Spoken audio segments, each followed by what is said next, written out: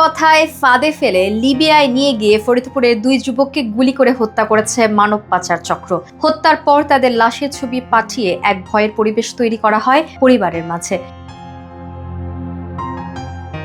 ফরিদপুরের ভাঙ্গা উপজেলার কুমারখালী গ্রামের হৃদয় হাওলাদার ও রাসেল হাওলাদার লিবিয়ায় হত্যার শিকার হয়েছেন।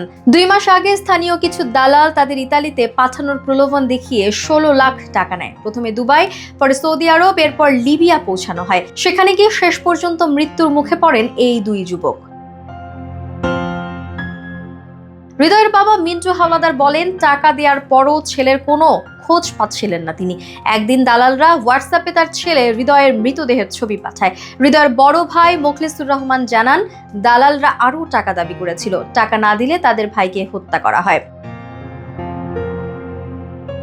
ফয়সাল হোসেন নামে একজন স্থানীয় জানিয়েছেন, রাসেলও একইভাবে লিবিয়াতে হত্যার শিকার হয়েছেন। তিনি অভিযোগ করেন, এই পাচার চক্র মানুষকে জিম্মি করে কোটি কোটি টাকা আদায় করছে, আর টাকা না দিলে নির্যাতন অথবা হত্যার শিকার হতে হচ্ছে। ফরিদপুরের ভাঙ্গা থানার ওসি মোহাম্মদ মুকসিদুর রহমান বলেন, এই ঘটনার তদন্ত চলছে এবং পরিবারের সঙ্গে যোগাযোগ করা হচ্ছে। তবে এখন পর্যন্ত থানায় কোনো লিখিত অভিযোগ জমা পড়েনি।